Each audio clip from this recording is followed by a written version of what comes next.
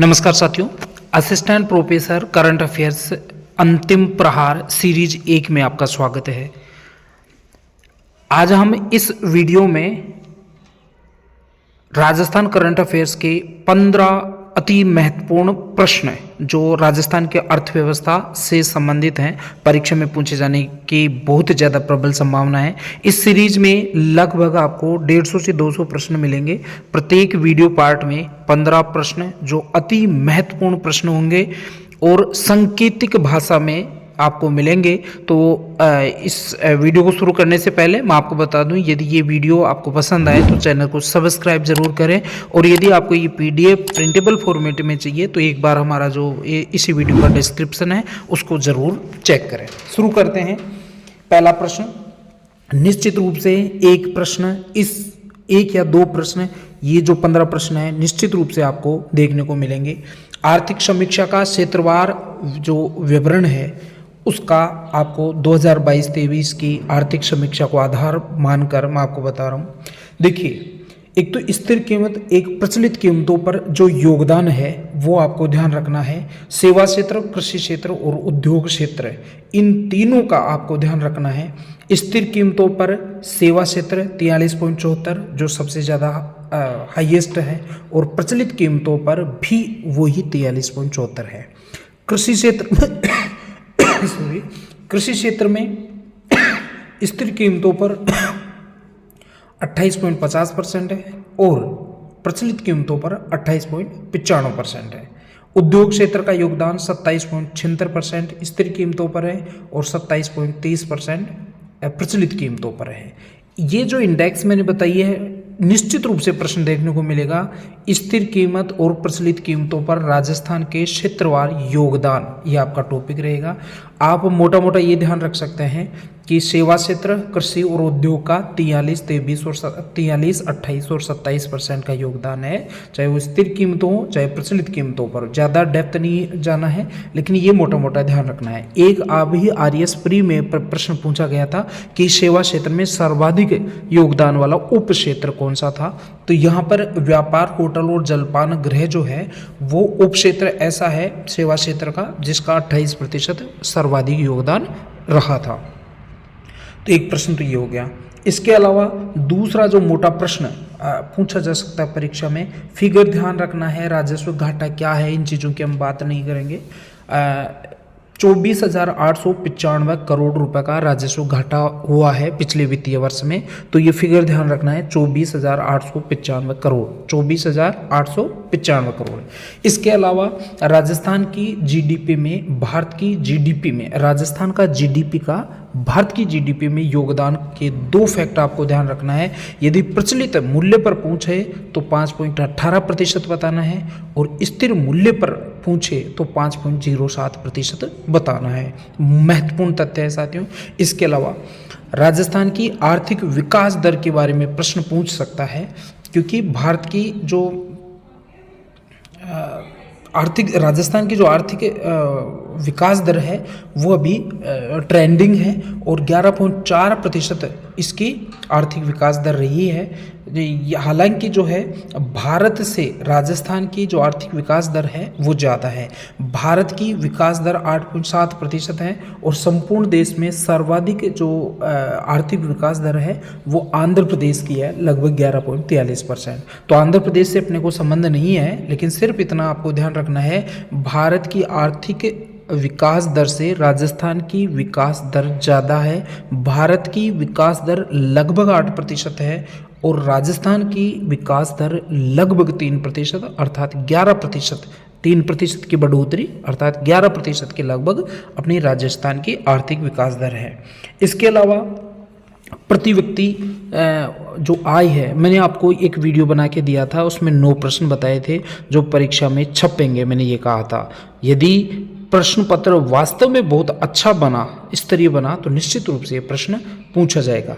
अब यहाँ पर जो प्रति व्यक्ति आय के हैं वो 6 फैक्ट आपको ध्यान रखना है। प्रति व्यक्ति आय एक स्थिर मूल्य पर पहुँच सकता है, एक प्रचलित मूल्य पर पहुँच सकता है। तो राजस्थान की जो गत आर्थिक समीक्षा थी उसके अनुसार प्रति व्यक्ति आय स्थिर मूल्यों पर 86,134 रुपये है और प्रचलित मूल्यों पर 1,56,159 रुपये है। ध्यान रखें, मैं दोबारा रिपीट कर रहा हूँ, स्थिर कीमतों पर 86,134 रुपये और प्रचलित कीमतों पर 1,56,159 रुपये।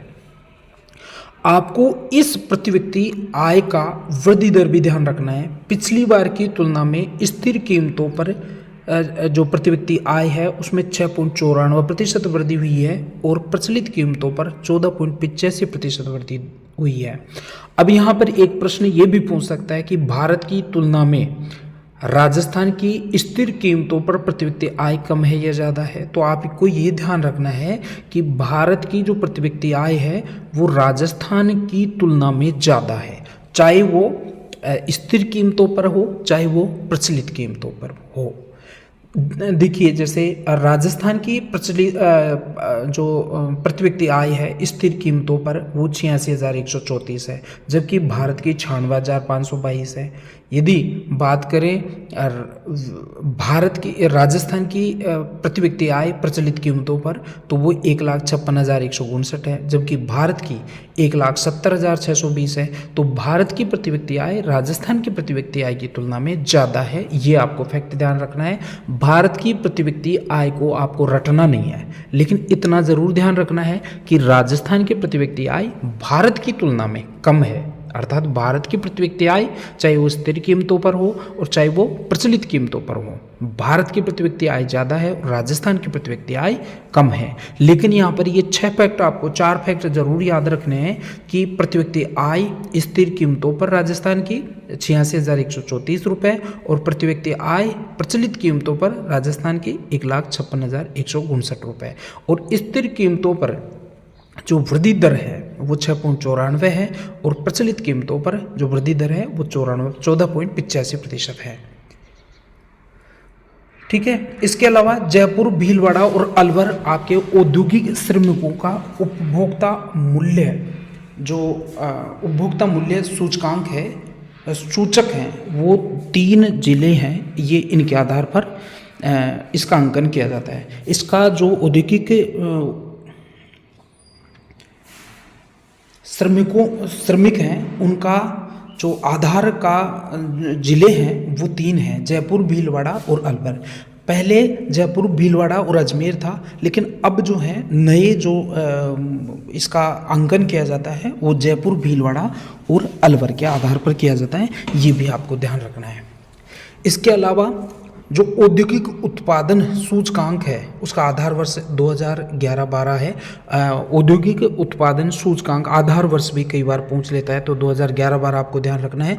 और इसका जो सूचकांक है इस बार वो 134.65 है, ये भी आपको ध्यान रखना है। इसके अलावा राजस्थान में जो अनिल अग्रवाल फाउंडेशन है उसमें और राजस्थान का जो महिला एवं बाल विकास विभाग है उसके बीच एक MOU हुआ है।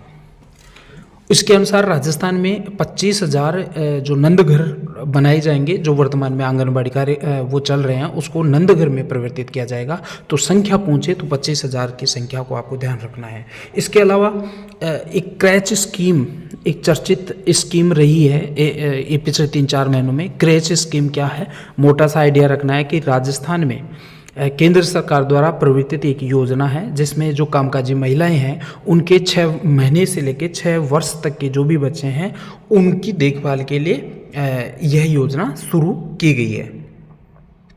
इसके अलावा आर्थिक समीक्षा 2022-23 के अनुसार प्रचलित मूल्यों पर जो उपक्षेत्र है कृषि का, ये ध्यान रखना है, कृषि उपक्षेत्र है उसमें आपको अलग अलग डिफ्रेंशिएट करना है। जैसे सेवा क्षेत्र में सबसे ज़्यादा होटल वाला व्यवसाय मैंने आपको बताया था, तो इसमें कृषि क्षेत्र में सर्वाधिक जो योगदान है वो पशुधन का है। 46.41% पशुधन का है और 46% फसल का है। इसमें कन्फ्यूजन नहीं होना है, पशुधन ज़्यादा है फसल कम है। और 7.20% वानिकी है और 0.39% मत्स्य का है। तो नीचे वाली 2 चीज़ें आपको याद रखने की ज़रूरत नहीं है, लेकिन सबसे ज़्यादा कृषि क्षेत्र का जो उप क्षेत्र है जिसका सर्वाधिक योगदान है वो आपका पशुधन है 46.41% और फसल क्षेत्र का केवल 46% है।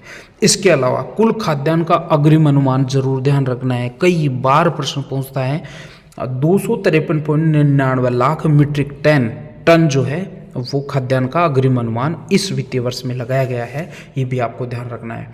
कृषि जोतों का एक तो मैं आपको वो कर दूं कि अंतिम प्राप्त आंकड़े कृषि जो जोतों की गणना के अंतिम प्राप्त आंकड़े 2015-16 हैं, 5 वर्ष में होते हैं। नहीं हो पाया, 2020 में होना था, कोरोना की वजह से शायद नहीं हो पाए, ठीक है। और यदि हुए हों, कोई नए आंकड़े आए हों तो आप प्लीज़ कमेंट सेक्शन में ज़रूर बताएं ताकि इसको अपडेट कर सकें। फिलहाल मेरे पास जो प्राप्त आंकड़े हैं उनके अनुसार राजस्थान में कुल जो कृषि जोतों की संख्या है वो 76.55 लाख है। अभी जो लेटेस्ट आपकी आर्थिक समीक्षा है उसके आधार पे मैं बता रहा हूँ। अंतिम प्राप्त आंकड़े 2015-16 हैं और यदि परीक्षा में पूछेगा तो ऐसे ही पूछेगा। वर्ष 2015-16 के अनुसार कुल कृषि जोतों की संख्या राजस्थान में कितनी है? 76.55 लाख। अब उस समय आपको ये नहीं कहना है कि वो बहुत पुराना करंट अफेयर्स पूछ लिया, तो ये ऐसा नहीं है। पिछली बार भी ऐसा हुआ था और आप लोगों को लगा कि तो जो है बहुत पुराना जी के पूछ लिया, लेकिन ऐसा हुआ नहीं था। अंतिम प्राप्त आंकड़े जब तक नए आंकड़े नहीं आ जाते तब तक उन्हीं में से पूछा जाएगा, यदि आपके सिलेबस में वो टॉपिक है तो कृषि की कुल कृषि जोतों की संख्या जो है वो 76.55 लाख आपको ध्यान रखना है। और ये 76.55 लाख जो हैं जोत, उसमें 7.75 लाख कुल महिला प्रचलित जोतों की संख्या है, जो पिछली बार 5.46 लाख ही थी, अर्थात इसमें 41.94% की वृद्धि हुई है कुल महिला प्रचलित जोतों की संख्या में, ठीक है। इसके अलावा आपको ये भी ध्यान रखना है कि कुल कृषि जोतों की जो संख्या है उसमें सर्वाधिक संख्या सीमांत कृषि जोतों की है 40.12% और बड़े आकारों की कृषि जोतों की संख्या केवल 4.69% है वर्तमान में। तो ये 3-4 फैक्ट इससे संबंधित आपको ध्यान रखना है। इसके अलावा भूमि जोतों का औसत आकार भी आपको ध्यान रखना है। 2.73 हेक्टेयर आपका वर्तमान में भूमि जोतों का औसत आकार है। इसके अलावा देखिए साथियों, मैं आपको बता दूं, ये जो अंतिम प्रहार नाम की जो राजस्थान करंट अफेयर सीरीज हम लोग आप लोगों के लिए उपलब्ध करवा रहे हैं, उसकी आप प्रिंटेबल PDF भी डाउनलोड कर सकते हैं। और यकीन मानिए जब परीक्षा में आप बैठेंगे तो करंट अफेयर्स और राजस्थान की अर्थव्यवस्था से संबंधित जो भी प्रश्न पूछेंगे वो निश्चित रूप से ये जो अंतिम प्रहार रूप से जो सीरीज हम लोग आपके लिए उपलब्ध करवा रहे हैं चयनित प्रश्नों की, उसमें से निश्चित रूप से आपको लाभ मिलेगा। PDF को जरूर डाउनलोड करें और परीक्षा के समय इसको बार बार रिपीट करें, आपको लाभ होगा, ठीक है। आगे देखिए, राज्य में वर्तमान में जो जन्म के समय जीवन प्रत्याशा ध्यान रखना है 69.4 वर्ष है। प्रश्न इसी प्रकार पूछा जाएगा कि जीवन प्रत्याशा वर्तमान में राजस्थान में जीवन प्रत्याशा कितना वर्ष है, तो ध्यान रखें भारत में 70 वर्ष है और राजस्थान में 69.4 वर्ष है। इसके अलावा प्रति 1000 बच्चों पर शिशु मृत्यु दर राजस्थान में कितनी है? 32 है। कार्य सहभागिता दर को तो विशेष रूप से रट लेना, राजस्थान में जो कार्य सहभागिता दर है वर्तमान में वो 43.6% है, 6 है। इसके अलावा जो 15वां और अंतिम प्रश्न होगा वो राजस्थान में पेट्रोलियम की स्थिति, जो कच्चा तेल है उसके संबंध में प्रश्न पूछे जाने की संभावना है। तो राजस्थान में जो कच्चे तेलों के भंडारों की दृष्टि से जो है 5वां स्थान है, लगभग 34.77 लाख मीट्रिक टन राजस्थान में कच्चे तेल के भंडार हैं। और राजस्थान में जो उत्पादन की दृष्टि से स्थान है राजस्थान का वो 2रा स्थान है। भंडारों की दृष्टि से 5वां स्थान है। ध्यान रखें, भंडारों की दृष्टि से राजस्थान का कच्चे तेल के उत्पादन में कच्चे तेल के भंडारों में 5वां स्थान है और उत्पादन में 2रा स्थान है। संपूर्ण भारत का 22% कच्चा तेल का उत्पादन राजस्थान कर रहा है। लगभग 5.8 million metric ton per annum Rajasthan में इसका पेट्रोलियम का कच्चे तेल का उत्पादन हो रहा है। सर्वाधिक भंडार जो हैं वो बाड़मेर में है। ये ध्यान रखना है साथियों, राजस्थान में कच्चे तेल के सर्वाधिक भंडार जो हैं वो राजस्थान में के बाड़मेर में है। सर्वाधिक जो भंडारों की दृष्टि से 5वां स्थान, उत्पादन की दृष्टि से 2रा स्थान, सर्वाधिक भंडार बाड़मेर में। इसके अलावा प्राकृतिक गैस के सर्वाधिक उत्पादन जो है वो जैसलमेर बेसिन से हो रहा है और कच्चे तेल का सर्वाधिक उत्पादन बाड़मेर सांचौर बेसिन से हो रहा है। आपको ये ध्यान रखना है, प्रतिदिन 98,000 से 1,02,000 जो है बैरल कच्चा तेल प्रतिदिन राजस्थान में उत्पादन हो रहा है बाड़मेर सांचौर बेसिन से। और राजस्थान में जो सबसे पहले प्रथम व्यावसायिक उत्पादन हुआ था वो आपका बाड़मेर सांचौर बेसिन से हुआ था। इसके अलावा राजस्थान रिफाइनरी प्रोजेक्ट है वो बाड़मेर है। इससे संबंधित 3-4 तथ्य आपको ध्यान रखना है। राजस्थान रिफाइनरी जो प्रोजेक्ट है बाड़मेर में, उसकी क्षमता है 9 मिलियन मीट्रिक टन प्रति एनम पर एनम। ठीक है, क्षमता है 9 million metric ton per annum. हिस्सेदारी 26% राज्य सरकार की है, 74% हिंदुस्तान पेट्रोलियम कॉरपोरेशन लिमिटेड की है। इसकी जो लागत है वो 43,129 करोड़ है। मानक BS6 जो है उत्पाद ये तैयार करेगी। जितने भी उत्पाद होंगे वो BS6 मानक के होंगे। ऋण इक्विटी जो है, ये प्रश्न अभी पूछा है, एक टैक्स जो असिस्टेंट का जो पेपर हुआ था उसमें ये पूछा था कि राजस्थान रिफाइनरी प्रोजेक्ट में ऋण इक्विटी क्या प्रतिशत क्या है, तो 2:1 है। अर्थात जितना पैसा खर्च होगा इस प्रोजेक्ट में उसका 2 भाग तो ऋण लेकर पूरा किया जाएगा और 1 भाग राजस्थान सरकार के द्वारा पूरा किया जाएगा। इस प्रकार इस सीरीज में, अंतिम प्रहार की इस सीरीज में ये 15 प्रश्न आपके लिए प्रस्तुत हैं। अब रोज लगभग 2-3 वीडियो इस प्रकार के आपके पास उपलब्ध होंगे जो बिल्कुल चयनित परीक्षा की दृष्टि से अति अति अति महत्वपूर्ण प्रश्नों को शामिल करते हुए आप लोगों के पास पहुंचाया जाएगा। वीडियो पसंद आए तो प्लीज़ इसको लाइक करें। चैनल पे पहली बार आए हैं तो चैनल को सब्सक्राइब करें और हो सके तो उसको शेयर कर दें ताकि ज़्यादा से ज़्यादा लोग लाभान्वित हो सकें। धन्यवाद।